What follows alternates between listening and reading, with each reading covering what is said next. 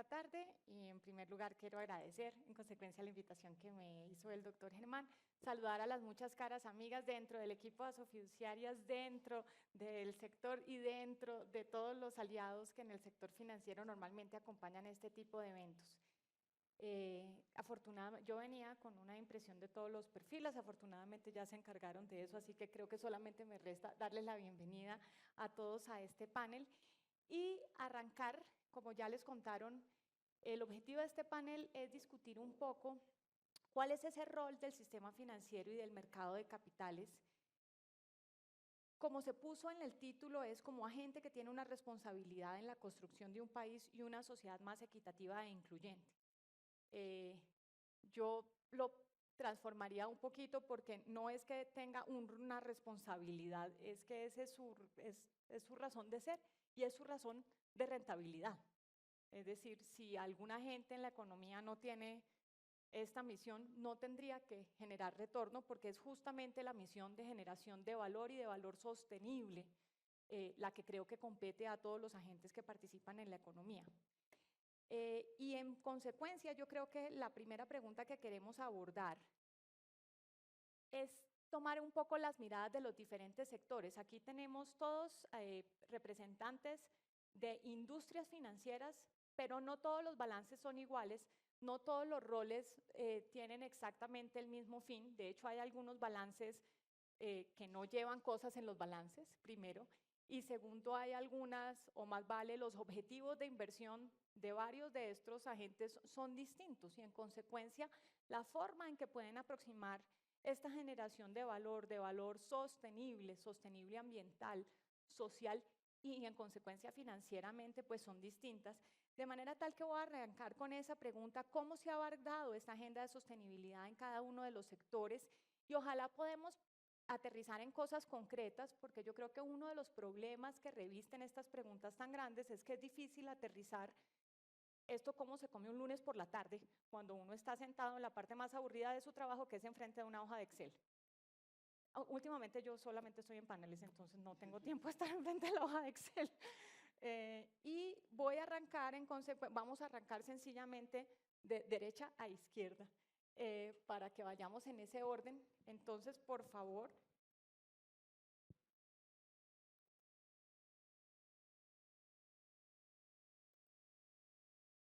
¿Funcionó? Sí, creo que ya Listo, funciona. sí. Bueno, muy bien, Ana Fernanda, muchas gracias. Antes que nada, pues a todo el público que nos acompaña, a mis compañeros del panel, un agradecimiento especial al doctor Germán Arce por habernos invitado a acompañarlos en esta conversación. Efectivamente, como lo dice Ana Fernanda, abordar los temas de sostenibilidad al comienzo no es sencillo. No es sencillo porque la primera reacción que existe es que la sostenibilidad es como un cuento accesorio dentro de los negocios o dentro del quehacer que tienen las organizaciones. Entonces, desde la industria aseguradora, quizás lo primero que quisiera compartirles es ese punto de partida de la sostenibilidad en nuestro caso, y esto tiene que ver con la naturaleza propia de lo que hacen las compañías de seguros.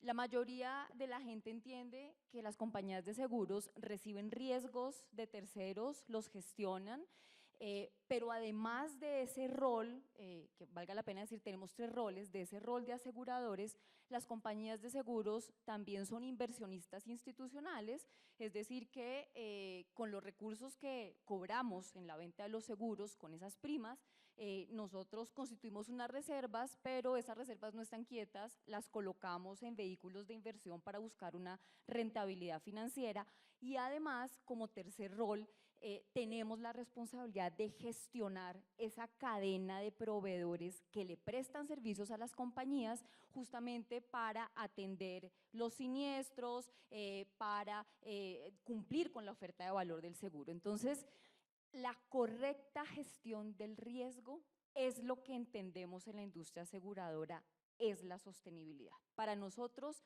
ser sostenibles implica hacer una correcta gestión de los riesgos y eso garantiza la permanencia del negocio asegurador. Entonces, a partir, digamos, de ese entendimiento, en el año, digamos, en el año de la publicación de la Agenda de Desarrollo Sostenible de Naciones Unidas, esa visión 2030, nos dimos a la tarea de buscar aproximar la acción del sector asegurador en virtud de contribuir hacia aquellos objetivos en los cuales los seguros y por supuesto también lo que hacemos gestionando nuestras inversiones puede generar el mayor impacto o el mayor aporte para la consecución de esos objetivos de desarrollo sostenible. Fue un ejercicio de priorización en el cual definimos unas líneas de acción y nos concentramos en tres grandes objetivos: generación de trabajo decente y una economía resiliente, todo lo que tiene que ver con la gestión climática. Y ese punto de la gestión climática ha marcado, digamos, un trabajo adicional y es que nosotros entendemos que el riesgo climático es un macro riesgo en el caso de la industria aseguradora. ¿Por qué? Porque la manifestación de eventos ambientales o eventos climáticos que están cubiertos por los seguros automáticamente impactan el PIG de las compañías porque nosotros pagamos esos siniestros. Entonces entendimos que tenemos que trabajar en la construcción de una estrategia gremial que nos ayude desde Fasecolda y que le ayude a nuestros afiliados a gestionar adecuadamente el cambio climático. Para eso le encomendamos a KPMG un ejercicio muy ambicioso en el que no solamente diagnosticamos cómo está el sector asegurador a nivel global y en Colombia enfrentando el cambio climático, cuáles son los riesgos, pero también las oportunidades de este macro riesgo, y a partir de eso diseñar una estrategia gremial que tiene un enfoque sectorial en la cual tenemos unas líneas de trabajo muy claras que están adecuadamente sincronizadas con la visión estratégica de Fasecolda y que ya tiene unos responsables. Entonces, hemos hecho un trabajo importante para que la sostenibilidad no sea un trabajo solamente de unas áreas, sino sea un trabajo de toda la industria. Yo dejaría esto acá porque más adelante creo que vamos a conversar sobre otros puntos. Perfecto. Además te vamos a hacer muchas preguntas sobre todo respecto de los bienes públicos que tienen que complementar esa actividad de gestión adecuada del riesgo.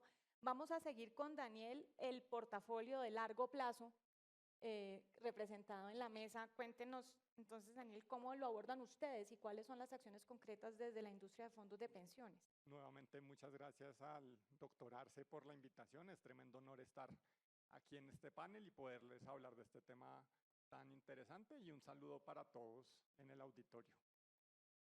Cuando uno empieza a hablar de sostenibilidad, digamos que uno de los primeros pasos del ejercicio suele ser, y nos lo contaban durante la mañana, pensar en los stakeholders, en los grupos de interés, digamos, que se relacionan con la industria. Y yo quiero hacer énfasis en un grupo de interés que tenemos los fondos de pensiones particularmente importantes, que son 18 millones de trabajadores que están afiliados a los fondos de pensiones, que cuentan con los fondos de pensiones para tener un ahorro y un ingreso durante su vejez. Y siempre hemos entendido que garantizar, digamos, el bienestar de esa población es un mandato que tenemos mucho más allá de los resultados en el estado de resultados de las administradoras de fondos de pensiones. Entonces yo empezaría diciendo eso. La sostenibilidad de cierta manera la entendemos como parte de nuestro ADN y como parte de nuestra razón de ser. Y cuando hablamos de objetivos o factores ambientales, sociales y de gobierno corporativo, por supuesto, son todos muy importantes, pero la S de social, cuando estamos pensando en los ingresos de la vejez y de la seguridad de ingresos como un factor transversal en muchos de los objetivos de desarrollo sostenible: fin de la pobreza, fin del hambre, salud para todos. El ingreso en la vejez le pega directamente de manera transversal a cada uno de ellos, de manera que administrar el ahorro de estos 18 millones de clientes es una tremenda responsabilidad en materia de sostenibilidad. acciones concretas que estamos realizando en conjunto con muchos de los compañeros del panel o con los gremios, digamos, representados en este panel y con muchas de las personas que están sentadas en el auditorio. Nos medimos hace unos años las emisiones del portafolio, una primera medición, eso digamos que a través de terceros nos mostraron la foto. Y hoy nos estamos capacitando con la ayuda del doctor Clemente del Valle para poder hacer esto de manera continua, medir las emisiones del portafolio y digamos que hacer seguimiento a descarbonizar los portafolios en el mediano plazo.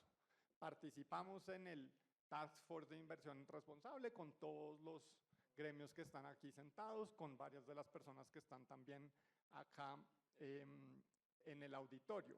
Igualmente, casi todas las administradoras de fondos de pensiones se comprometieron y firmaron los principios de inversión responsable de Naciones Unidas, cuyo compromiso es incluir factores ambientales, sociales y de gobierno corporativo en la administración de los recursos que tenemos. Y muchas otras. Una que no quiero que se me pase mencionar es la educación financiera. Hemos hablado de educación, hemos hablado de formación, no menos importante es la educación financiera y desde el gremio estamos comprometidos en impulsarla, digamos, a nivel nacional. Nuestro anfitrión. Bueno, esta mañana, primero gracias a todos por acompañarnos.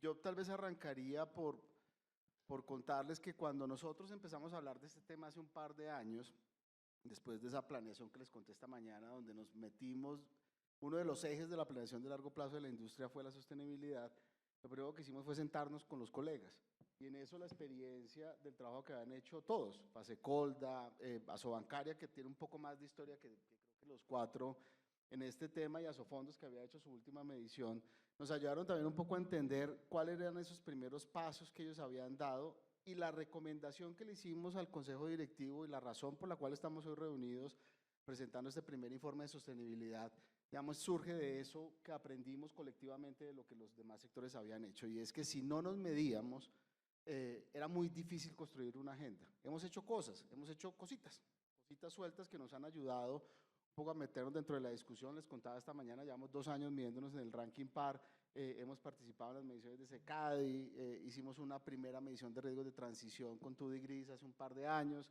Digamos, veníamos haciendo pequeños experimentos, pero no tenían una meta específica, es decir, no teníamos claridad de a qué le queríamos pegar cuando empezamos a hacer un poco este trabajo. Entonces yo creo que haber llegado a este punto, y es poder construir un informe con 22 de las 25 agremiadas, donde nos medimos, donde fuimos capaces de levantar datos con la dificultad que eso tuvo, para nosotros es un logro importante, y esa es una lección aprendida de este grupo de colegas que todos transitaron esa ruta con anterioridad y que claramente su experiencia fue clave en que pudiéramos organizarnos, identificar los sectores, armar la planeación, incluso fueron parte de esos grupos de interés para definir los temas materiales en su momento. Así que ese primer reconocimiento del empujón y el liderazgo que han tenido los 3 sectores en esta agenda, pues digamos fueron ejemplo para que el sector fiduciario se embarcara en esta misión.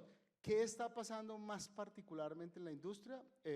Nosotros nos adherimos a la Declaración de Principios de Inversión Responsable hace un par de años, cuando entramos en el Task Force en el cual no estábamos, y después de eso 4 fiduciarias, que además las voy a mencionar porque creo que han hecho un esfuerzo grande en montarse en esto, como son Alianza, Occidente, Bogotá y Corfi Colombiana, ya son signatarias. La expectativa es que otras vayan entrando, y sé que hay varias que están en el proceso, pero esto implica un poco adquirir ese compromiso de decir esto nos lo estamos tomando en serio, lo vamos a meter en nuestras metodologías de tomas de decisiones y queremos que se vuelva, digamos, parte integral del proceso de gestión de recursos. Lo decía Luis Fernando en su intervención ahorita, el sector fiduciario no solo administra unos FICs, o sea, gestiona recursos en casi todos los sectores de la economía, y en todos ellos hay dimensiones en las que nosotros podemos contribuir.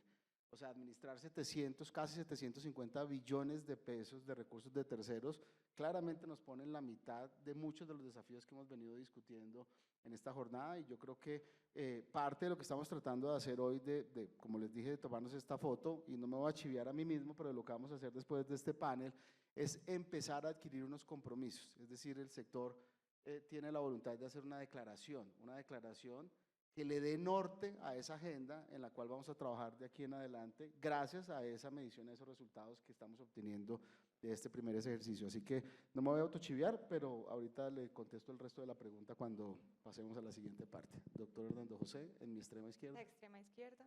Muy bien. Bueno, muchísimas gracias, Fernanda, doctor Germán Arce, por la invitación. A ver, hace unos 10 años, cuando yo estaba en la Junta de Bancolombia, empezamos a mirar estos temas. Me parecía, y un poco al principio era, bueno, pero ¿por qué tenemos que mirar los temas ambientales? Pues sí, es chévere porque pues, somos conscientes con el planeta, hay un problema existencial que tenemos que afrontar, pero eso cómo se conecta con nuestro negocio. Entonces empezaron a surgir una serie de análisis ahí, además estaban ahí todos los de Sura sentados en la Junta también, parte aseguradora, y decían, bueno, pero es que cosas muy simples, por ejemplo, recientemente en los últimos años viene una serie de alarmas ambientales, de contaminación ambiental en Medellín y Bogotá. ¿Y qué pasa si el día de mañana la situación es tan grave que no solamente se obliga a dejar de usar el carro, sino a cerrar una serie de fábricas? Y esas fábricas se afectan en su capacidad de pagar sus deudas, por ejemplo. Entonces, esto nos va a afectar directamente como bancos. O que hay cambios en los patrones climáticos y empieza a llover mucho más en ciertas zonas del país y se empiezan a caer las carreteras y las cosechas no salen buenas, entonces toda esa cartera que haya con los agricultores se empieza a dañar. Entonces también es un tema no solo de compromiso y pues con un reto que todos tenemos que estar, que todos tenemos que tener en la mira, sino también es algo que está afectando cada vez más el negocio de los bancos. Ahora, otro tema que no es menor, el tema reputacional. O sea, una fábrica de ladrillos pues, que está emitiendo como loca y en la puerta financiada por Banco X, ¿no? Pues evidentemente reputacionalmente eso en este momento ya la sociedad es muy sensible a esos temas y va a reaccionar. Entonces, dado todo eso, creo que en Asobancaria el tema ambiental ya es bastante transversal, porque en temas financieros está lo ambiental, el tema de riesgos aparece lo ambiental, en particular estamos trabajando en el Comité de Protocolo Verde, que ahora les digo de qué se trata, y el Comité de Diversidad, Equidad e Inclusión, y tenemos, muy importante, la creamos el año pasado, la Junta Estratégica de Sostenibilidad para el Cumplimiento de los ODS. Y para hacerlo, para que fuera de verdad absolutamente seria, dijimos, esto es a nivel de presidentes de bancos y no es delegable, o sea, es casi como una junta directiva ambiental que creamos dentro de la entidad. Y si no al presidente, no pueden ir los directores del área ambiental de cada banco. Y eso ha obligado a darle, digamos, mucha visibilidad. El presidente del comité es el presidente de Bancolombia, entonces también era bien importante que fuera alguien de un peso pesado que estuviera allí. Entonces, eso nos ha venido funcionando bastante bien. Con relación al protocolo verde, pues vale la pena decir que esto se creó, ese protocolo que es una firma de acuerdo a voluntades entre el gobierno y el sector financiero para cómo impulsar las metas en temas ambientales, los objetivos ambientales y climáticos del país. Eso comenzó hace 10 años con la doctora María Mercedes Cuellar. Vale la pena hacerle el honor a María Mercedes en esta materia, que fue la que tuvo la visión de hacerlo. Nosotros lo prorrogamos el año pasado, lo firmamos con el gobierno Duque, y ya 29 de los 38 agremiados ya están suscritos al protocolo verde. Eso es bien importante. Para darles una idea, hace 10 años empezaron con 3 entidades y poco a poco todas se fueron, las demás entidades diciendo, pero ¿para qué? ¿Yo qué hago en ese negocio? Y poco a poco ya se fueron incluyendo. ¿Qué manejamos desde el protocolo verde? Manejamos 5 líneas estratégicas. La primera, productos y servicios verdes, que es bien importante y cada vez los bancos tienen más líneas de crédito que cubre este tipo de temas. Me asusté porque pensé que era yo. Está el tema de los SARAs, el tema de los SARAs de servicios de análisis de riesgos ambientales y sociales. Esto es súper importante y es bien bonito. Ya los SARAs están en 15 entidades financieras y todas las más grandes ya tienen este sistema de evaluación de riesgos ambientales y sociales que implica que incluso proyectos que tienen cierre financiero, si ese cierre financiero riñe con temas en términos reputacionales de carácter social o ambiental, los bancos lo pueden rechazar. Y valga la pena decir que a través de los SARA se han analizado 42 billones de pesos en proyectos y esos se han rechazado 7, o sea que no es menor. O sea, los bancos han dejado de hacer negocios por 7 billones de pesos, simplemente no porque no fueran rentables desde el punto de vista financiero para el banco, sino porque no cumplían unos estándares sociales y ambientales, y eso cada día se va difundiendo más en todo el sector financiero.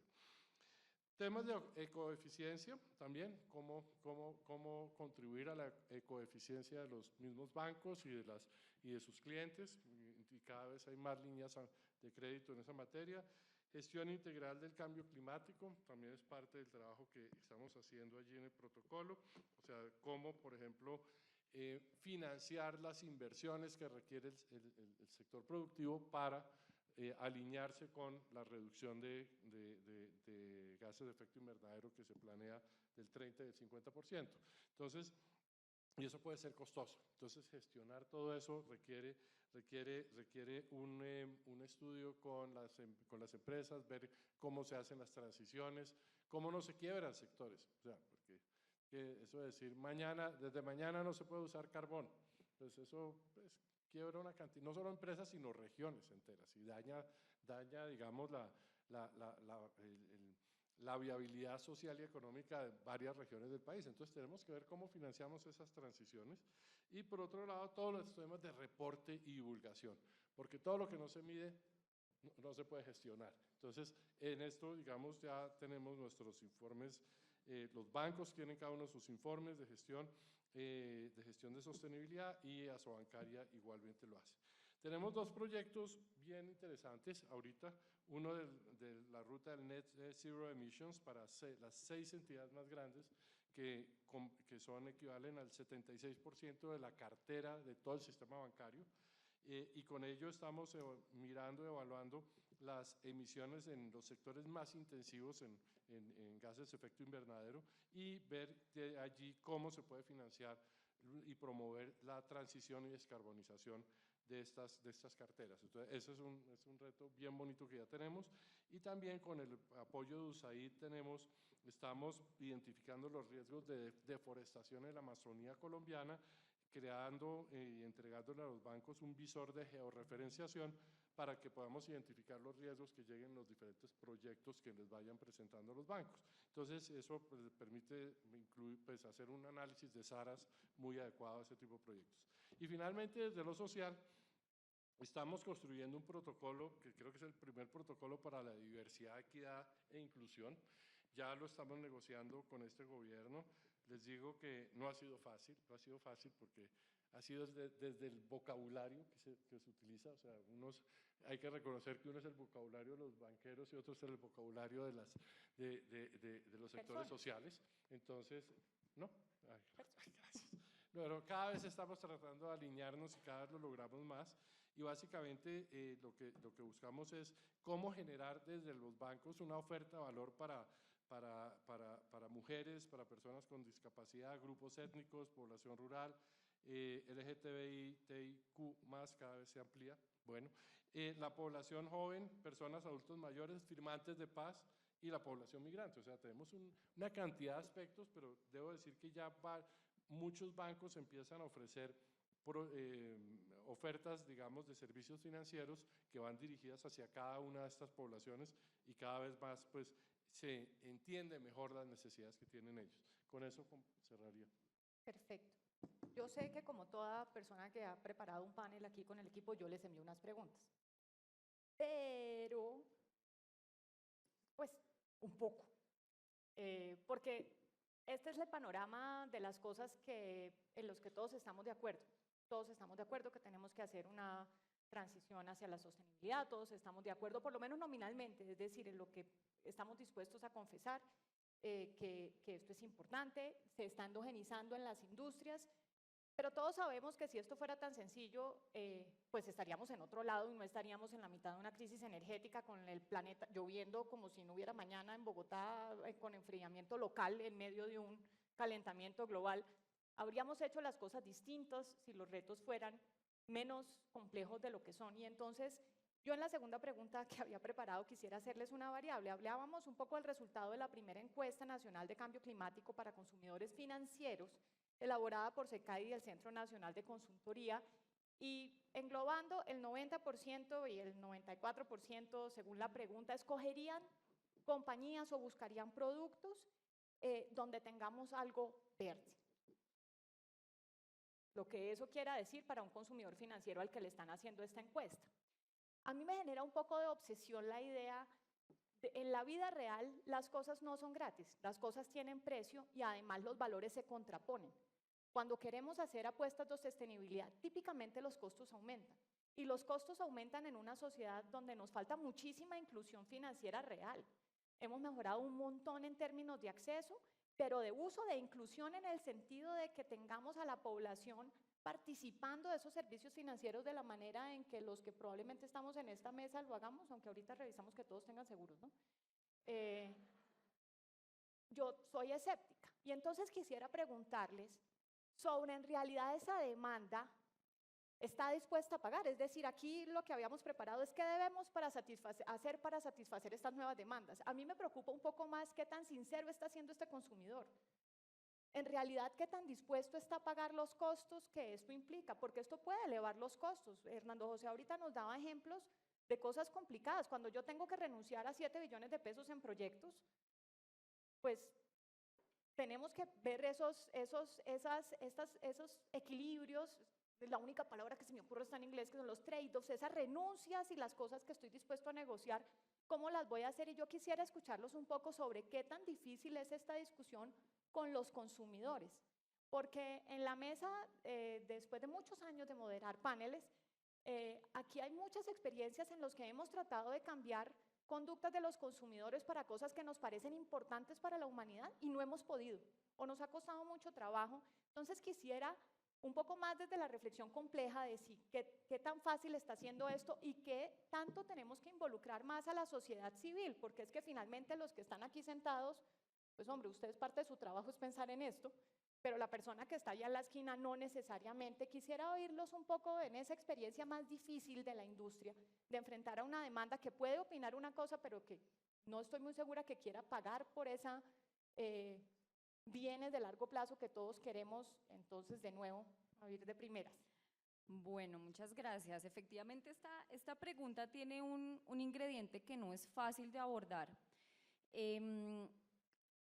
porque si algo somos conscientes en la industria de seguros es que en Colombia la cultura en materia de gestión de riesgos es muy baja. La penetración del seguro como proporción del PIB en nuestro país está más o menos por el 3%, eso más o menos nos deja bien parados respecto de lo que sucede en América Latina, pero estamos muy lejos de lo que sucede en países desarrollados y lo que es el promedio mundial de penetración del seguro, que está en torno al 7%.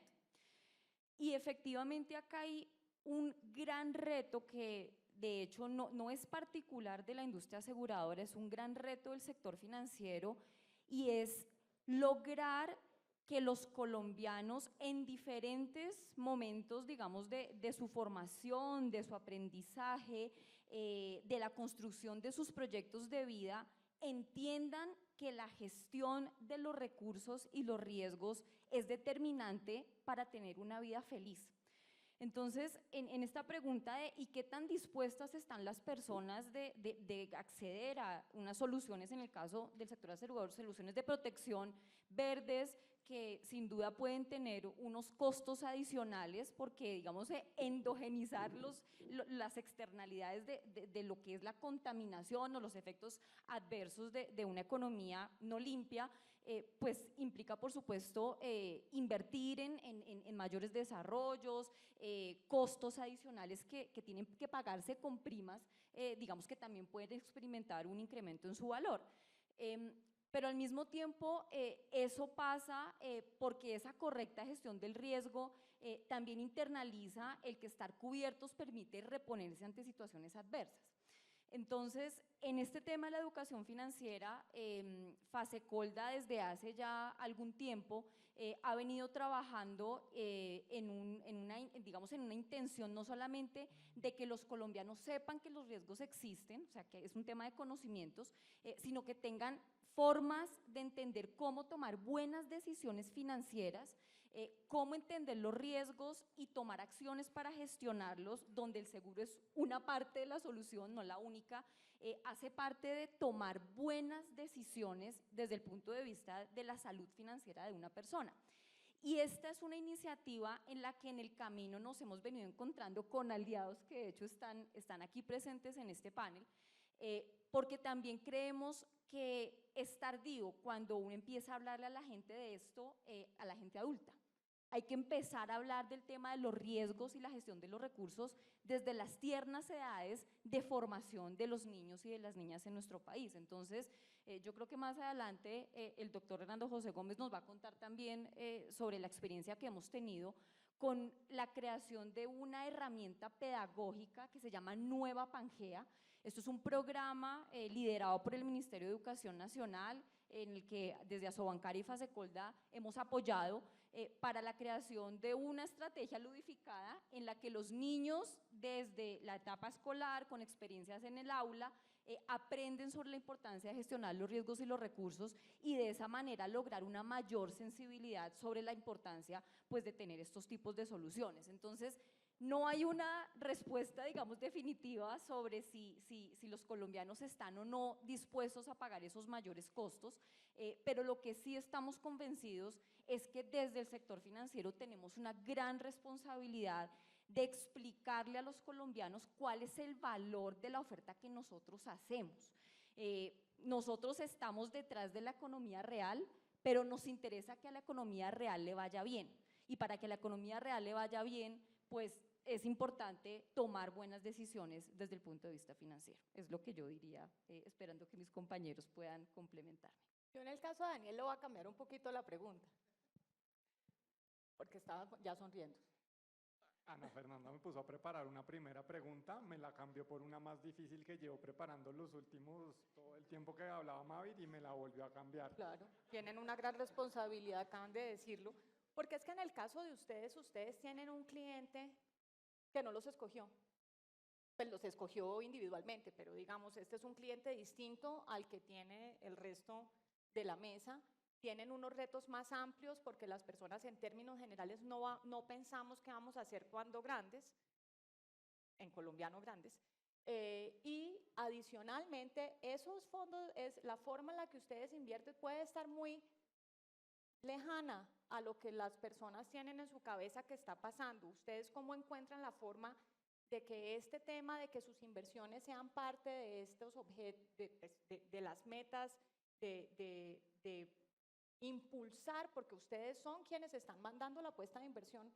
Aquí hay una gran cantidad de recursos, pero pues evidentemente en la industria de fondos de pensiones hay una concentración importantísima de cómo se dan las señales de inversión y en consecuencia los incentivos en la economía. ¿Cómo piensan ustedes en eso ahora que lo escuchamos sistemáticamente en Tropicana? ¿Cómo está funcionando esa estrategia de tratar de que la gente se enamore de estas ideas que ustedes representan? Bueno, yo diría que estos temas se vuelven doblemente materiales, para usar un poquito de jerga, para nosotros y en la construcción de los portafolios. Lo primero tiene que ver con el resultado de la encuesta de SECADI. Tenemos un deber fiduciario con los trabajadores que en última son los dueños de los recursos que administramos. Los administramos nosotros, tomamos las decisiones, pero ellos son los dueños y ellos están diciendo queremos productos verdes. Como todos los mandatos que recibimos son mandatos muy amplios, ¿no es cierto? Digamos que la baja educación financiera a la que se refería Mavir, el componente muy comportamental de las personas en cuanto a su pensión hace que los mandatos que recibamos sean gaseosos. Pero las personas nos están diciendo inviertan en portafolios más verdes. Ese es un primer elemento y un primer elemento de materialidad. El segundo es que, relacionado con la pregunta que me ibas a hacer y no me hiciste, esto en principio es buen negocio. Esto en principio es buen negocio.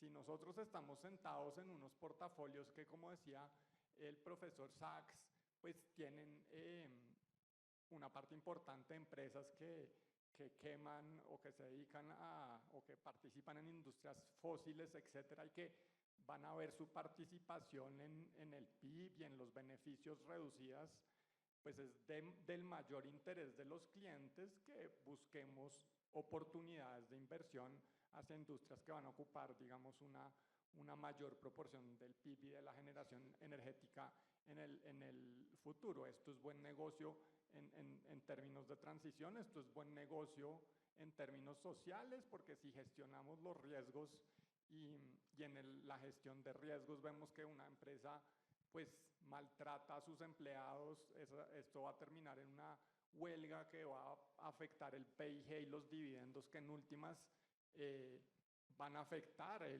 las cuentas individuales y nuestro deber fiduciario, que son nuestra razón de ser. Y tercero, el doctor Hernando José habló de reputación. Incorporar elementos ambientales, incorporar elementos sociales. No hablé de gobierno corporativo, pero típicamente tenemos participaciones minoritarias, ¿no es cierto? No somos socios controladores. Propender por un buen gobierno corporativo que haga respetar los derechos de los socios minoritarios también es buen negocio, también va en línea del portafolio de las ganancias de los trabajadores y nos genera buena reputación. La reputación es importante para los fondos de pensiones. El doctor Germán, en el caso de ustedes, ¿cuáles son esas renuncias? ¿Dónde están los conflictos? ¿Cuáles son las complejidades de la demanda en un país como el nuestro, en el que, a pesar de los esfuerzos que se han hecho, nosotros seguimos viendo una industria que típicamente todavía tiene una gran participación en sus balances, son balances fiduciarios, de activos bancarios, donde la discusión del desarrollo del mercado de capitales pues no era la que usted y yo nos soñamos cuando estábamos chiquitos. Ya no estamos chiquitos y el mercado de capitales no se ha desarrollado todo lo que quisiéramos. Sí, no crece, pero yo tal vez arrancaría tal vez con la primera pregunta y ya aterrizo allí. Yo creo que todas las investigaciones a nivel global, no solamente está en cuenta de SECADI, marcan una tendencia. Hay una cosa además demográfica.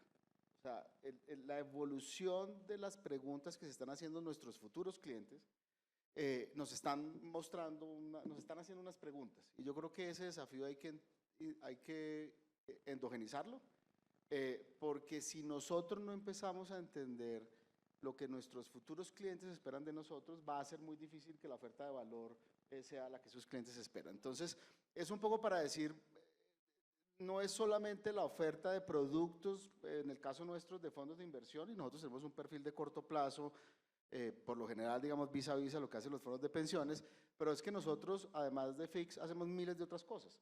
Entonces, uno puede poner cualquier otro ejemplo, el sector de la construcción, donde nosotros somos un importante generador de formalidad en el sector de la construcción.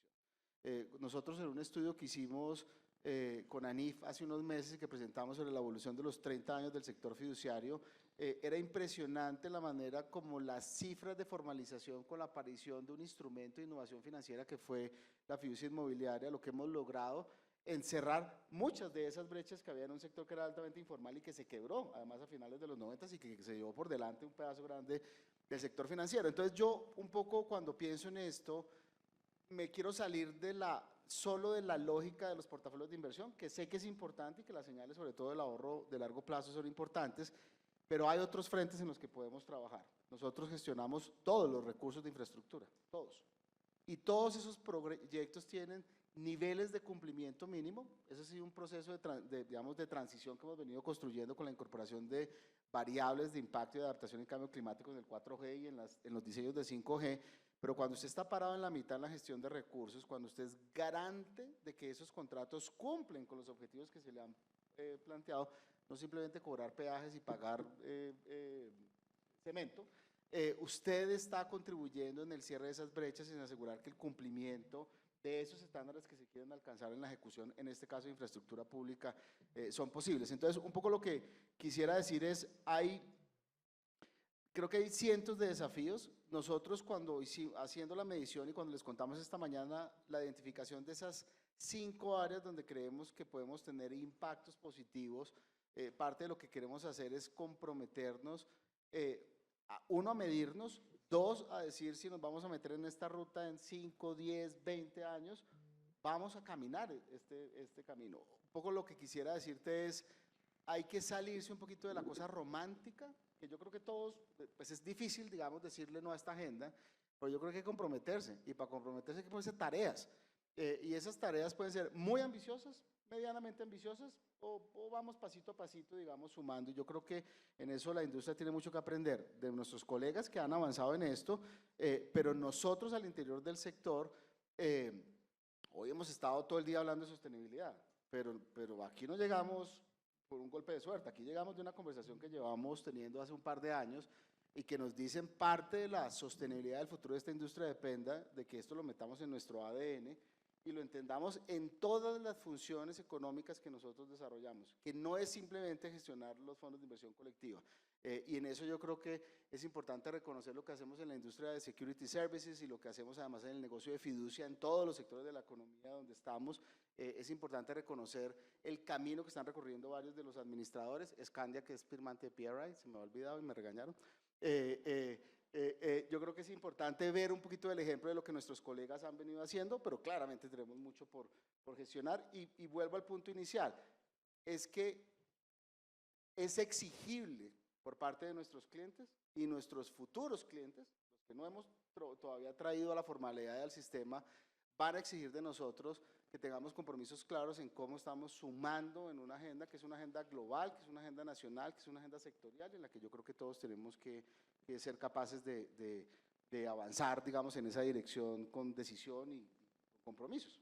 Doctor Hernando José, el balance más tradicional, el de la intermediación clásica, el que de todas estas licencias realmente la que más historia recoge es este balance: aprendizajes, golpes, totazos, problemas, cosas que no avanzan y a veces se demoran mucho y de repente tienen saltos grandes.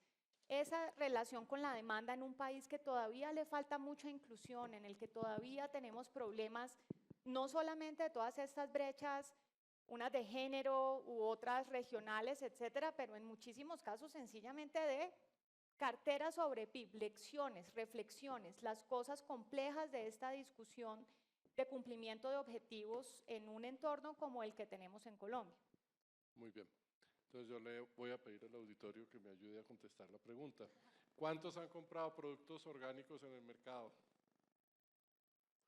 ¿Cuántos han comprado productos biodegradables en el mercado así sean un poco más costosos que los otros?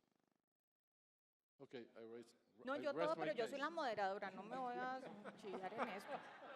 Neutralidad ante todo. Muy bien, entonces claramente, no, lo que quiero decir es las personas sí están dispuestas a pagar un poco más por productos que tienen, digamos, que son más amigables con el ambiente, que son más saludables, etcétera, etcétera.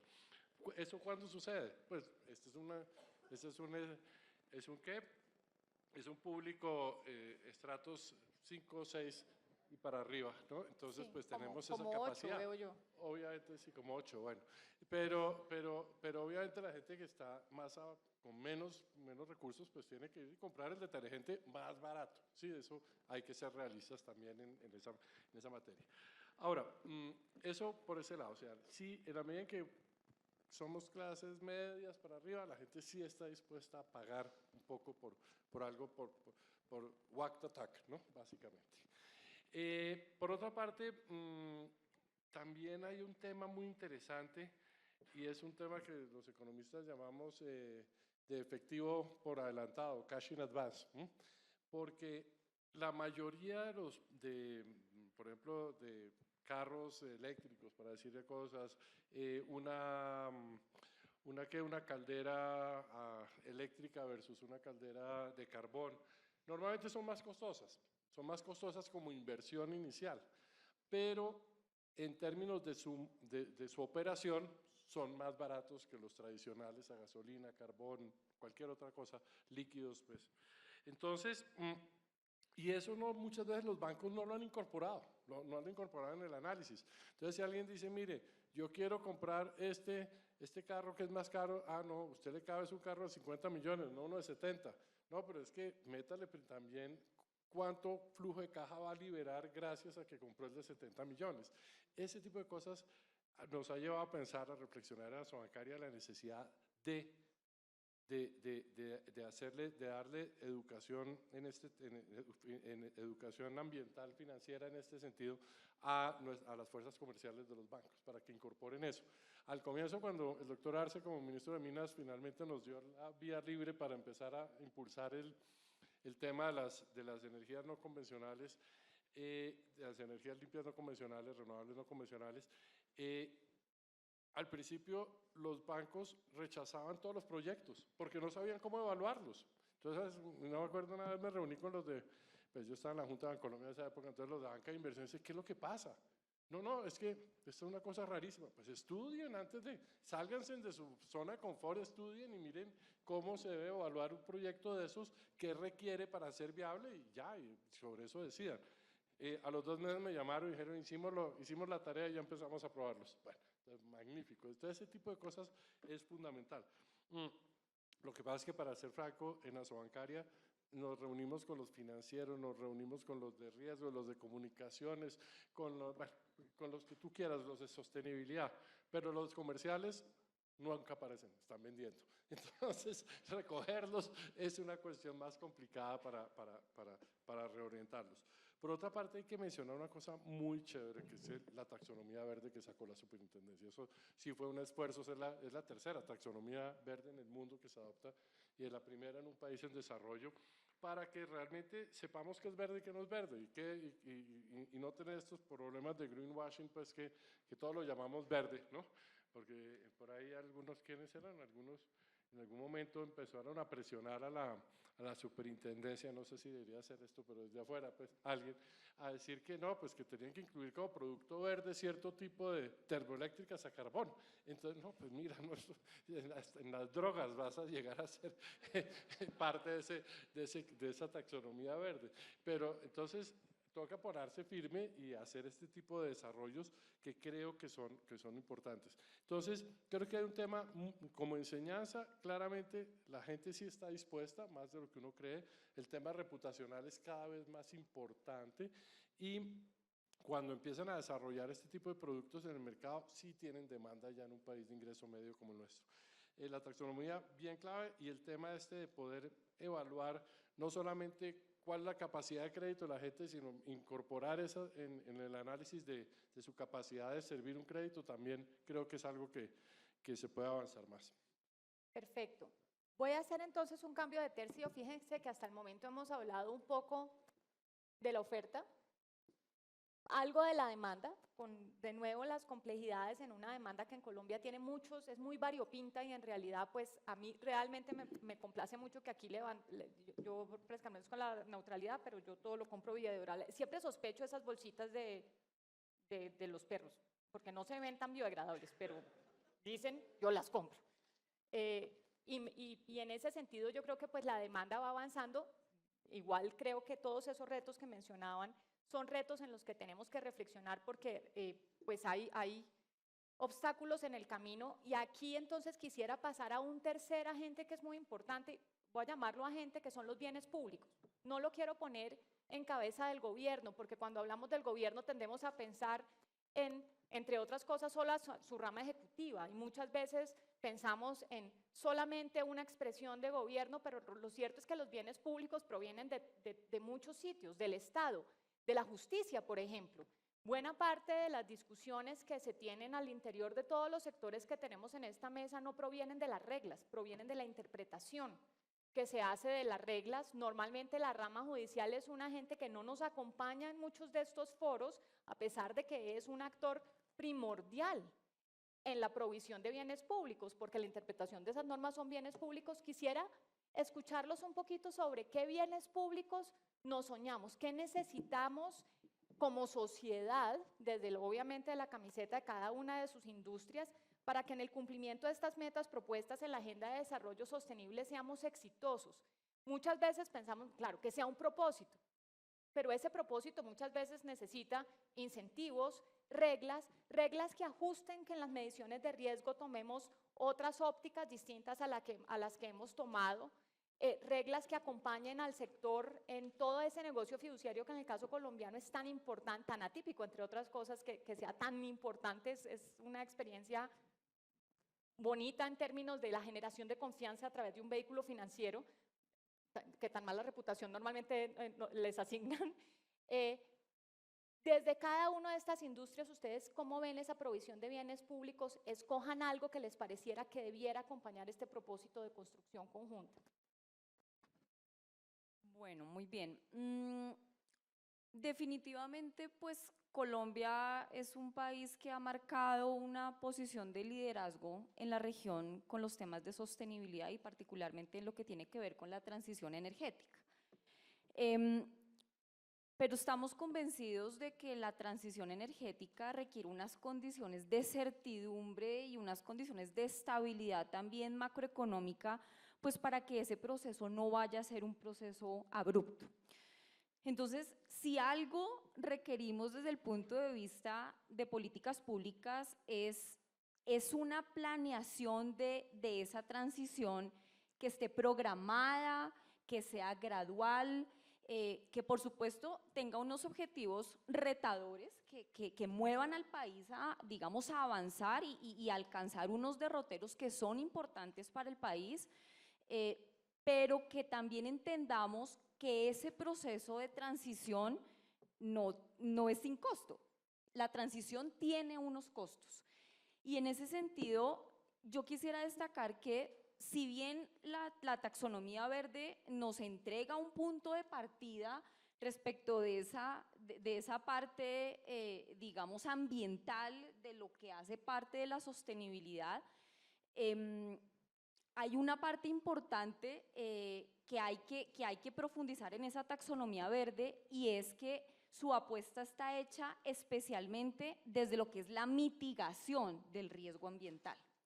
Y resulta que como nos lo mostró el director de FEDesarrollo, y pues como todos o la mayoría lo sabemos, Colombia no es un país especialmente responsable por la generación de emisiones de gases de efecto invernadero. Contribuimos, no me acuerdo yo, con menos del 0,7% de las emisiones a nivel global, pero sí somos un país altamente vulnerable y expuesto a los efectos del cambio climático.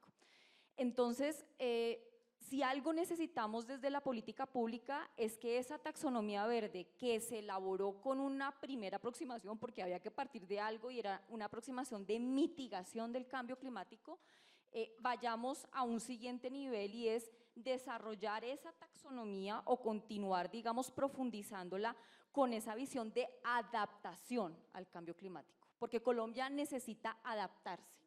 El cambio climático está aquí, los fenómenos sabemos que van a ser incrementales en frecuencia y en magnitud, y por supuesto desde la industria de seguros, el seguro es una herramienta que realmente le permite a los asegurados, a los hogares, a las empresas, a las regiones, reponerse ante esas situaciones adversas, adaptarse a esas situaciones, gestionar mejor los riesgos, estar preparados para que se manifiesten y realmente ser resilientes. Entonces, yo marcaría esa importancia de incorporar el elemento de adaptación dentro de la taxonomía verde como un elemento de política pública fundamental para que no nos quedemos en algo que tenemos que hacer, pero donde realmente necesitamos preparar al país es en los temas de adaptación.